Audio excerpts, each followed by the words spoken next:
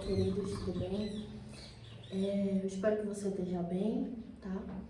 E eu quero gravar um vídeo hoje falando sobre Elias e a dor na alma que ele sentiu, né? E fazer uma breve análise, tá? De alguns pontos do que eu observei. Então eu vou ler aqui 1 Reis, capítulo 19, versículo 3, que diz assim: Elias ficou com medo e, para salvar a vida, fugiu com seu ajudante para a cidade de Berseba, que ficava na região de Judá. Deixou ali o seu ajudante. Verso 4. E foi para o deserto, andando um dia inteiro. Aí parou, sentou-se na sombra de uma árvore e teve vontade de morrer. Então orou assim: Já chega, ó Senhor Deus, acaba agora com a minha vida. Eu sou um fracasso como foram os meus antepassados.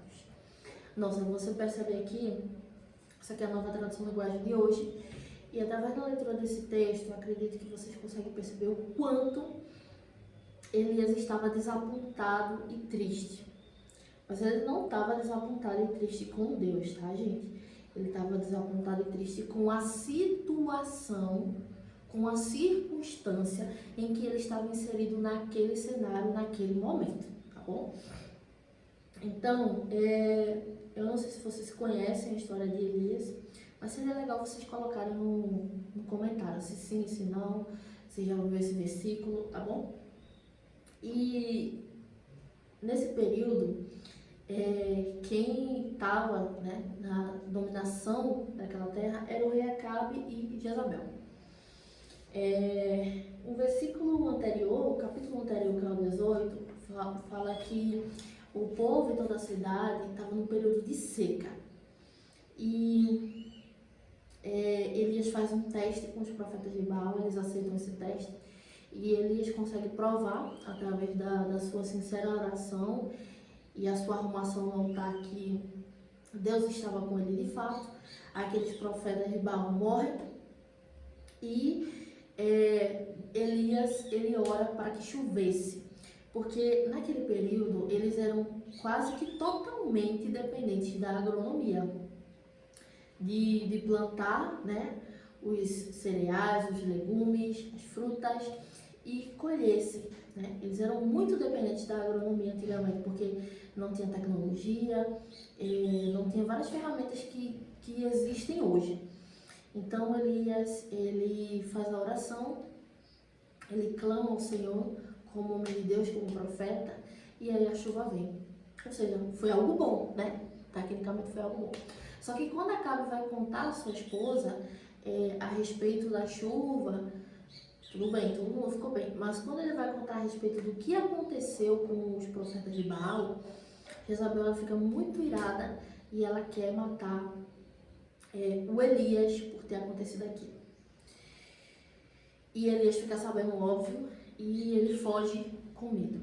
A primeira observação que eu faço, que eu cheguei a anotar aqui, do primeiro ponto, ele estava sendo injustiçado, mesmo sabendo da sua fidelidade e temeu.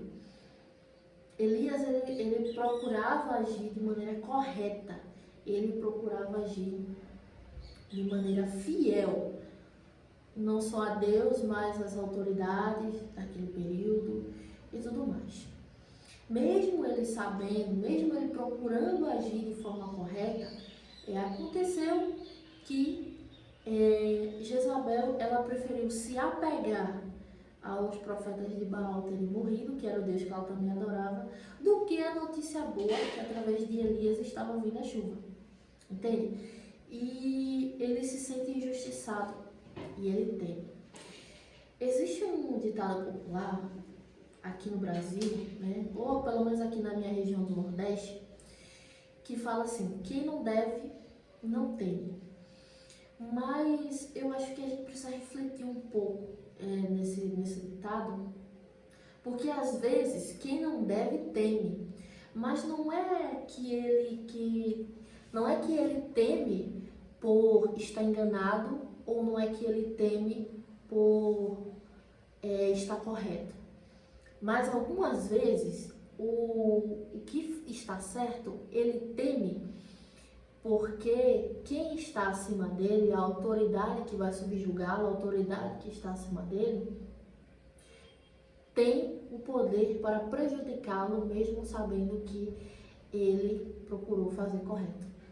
Às vezes, quem não deve teme, porque ele sabe que quem está acima dele, mesmo sabendo que ele procurou agir corretamente, se aquela autoridade quiser prejudicá-lo, ela vai prejudicá-lo. Se ela quiser inventar uma mentira contra ele, diante do povo, por conta da sua influência e da sua relevância, ela pode contar mentira para o povo por conta da sua influência, por conta da sua relevância. Então, sim, Elias temeu porque ele sabia que Jezabel tinha o poder de, se ela quisesse inventar mentira contra ele, se ela quisesse forjar alguma coisa contra ele, se ela quisesse implantar culpa nele, entende? Se ela quisesse, ela poderia fazer isso.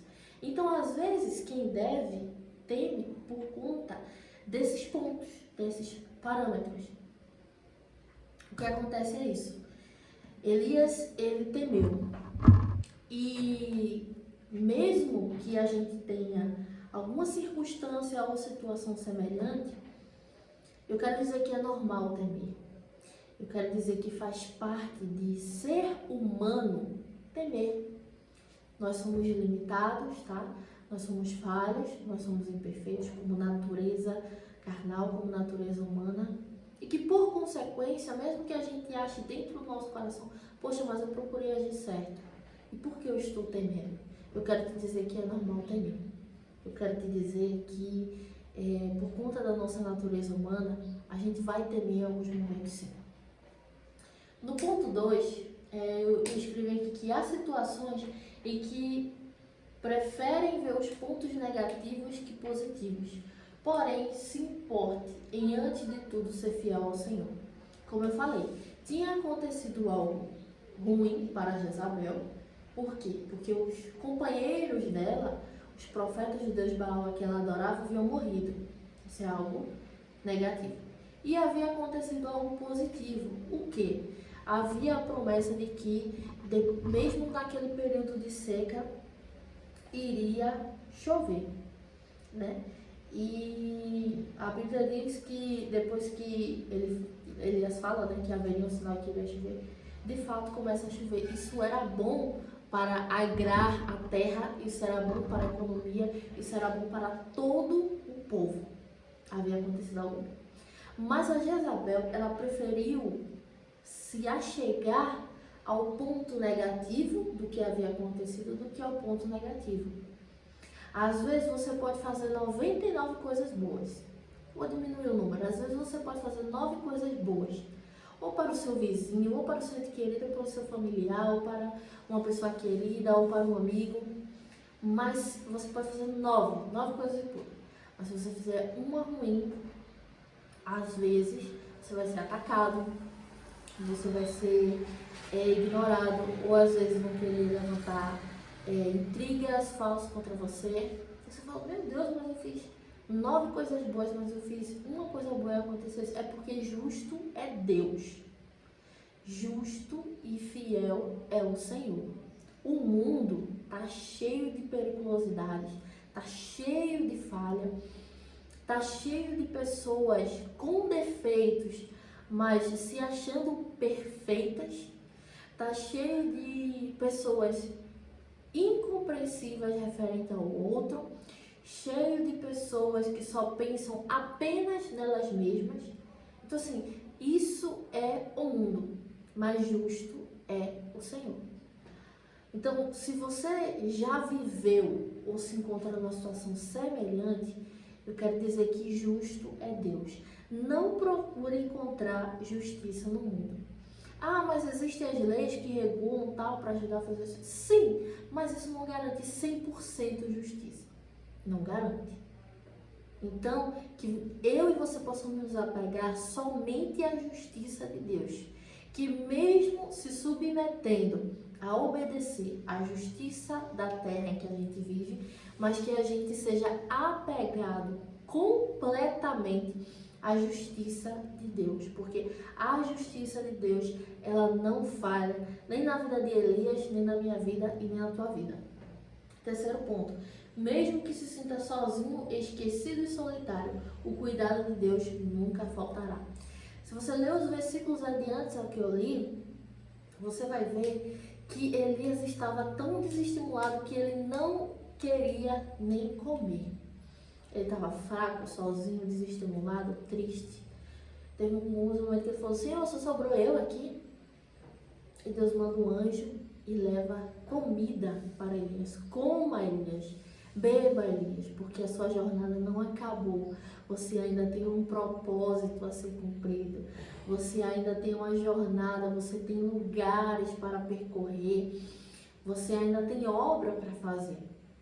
Então, o que acontece é isso. Elias, ele se levanta, ele come e depois Deus fala para ele prosseguir e Elias, ele prossegue. Ele continua seguindo adiante. Porque nada do que se levante para parar aquele que Deus chamou vai ter o poder de nos parar. Só quem tem o poder de nos parar é o Senhor Deus. Se o Senhor Deus disser assim para mim e para você, como disse para Elias, vá adiante, você ainda tem uma jornada para caminhar, siga em frente. Então siga em frente, então vá adiante, porque a tua jornada, além de valer a pena, vai servir de testemunho para outras pessoas que precisam conhecer o amor e a fidelidade de Deus. Você vai ser prova do amor e da fidelidade de Deus para muitos. Você crê nisso? Então, para resumir, eu quero citar um versículo, eu também vou deixar aqui, é aquele que diz que quem começou a boa obra irá aperfeiçoar até o dia de Cristo Jesus. Você crê que você não está nessa terra somente porque o seu pai ou sua mãe te planejou ou não, te quis ou não? Você crê que existe um plano espiritual que foi separado para a sua vida, que antes de você querer descobrir qual profissão você queria exercer, com quem você queria se relacionar, onde você queria morar, o que você queria fazer da sua vida, antes de você ter conhecimento desses pontos, ou querer decidir sobre esses pontos, já havia um decreto de Deus a respeito do que você seria, de como você impactaria vidas, de como seria a sua personalidade, de como você seria um alvo, um canal para representar, para iluminar e para mostrar a glória de Deus. Então, se você crê nisso, meu querido, fica tranquilo, referente a pedradas, referente a essas coisas, mesmo que você tema, e é normal, como você tem, mesmo que você se sinta sozinho, e é normal, como eu citei, Elias, mesmo que se sinta solitário, mesmo que ache que as pessoas estão se importando mais com alguma falha sua do que com o bem que você tem feito, eu quero te dizer que você pode descansar, porque se Deus deu a ordem para você avançar, você vai avançar. E se Deus começou a boa obra, como que começou a boa obra na minha vida, Roberto? O seu nascimento. Você nasceu e já começou a boa obra, porque o teu nascimento, ele foi desenhado, ele foi... Mas como que pode, antes de eu nascer, já haver um propósito na minha vida? O Senhor disse a Jeremias, antes que te formasse no ventre, né, eu te conheci, te santifiquei e às nações te dei por profeta. Antes que ele fosse gerado, antes da mãe de Jeremias saber que ela estava grávida, Deus já tinha determinado as nações. Eu vou fazer nascer um profeta. Então creia que a partir do seu nascimento, a boa obra já começou. E o Senhor que começou a boa obra na tua vida, Ele vai aperfeiçoar, você vai seguir em frente, independente do que apareça. Você vai obedecer a ordem de Deus de seguir e Ele vai cuidar de você. Do mesmo jeito que Ele mandou o anjo levar comida para Elias, Ele vai prover na tua vida para dizer, olha aqui, Olha eu cuidando de você. Olha eu mostrando que eu sou o dono do teu propósito. Olha eu provando que eu estou contigo. No dia a dia, isso vai fluindo e você vai percebendo que Deus te ama, Ele cuida de você. E aquilo que Ele começou, Ele vai concluir e realizar. Que Deus abençoe a tua vida, tá bom?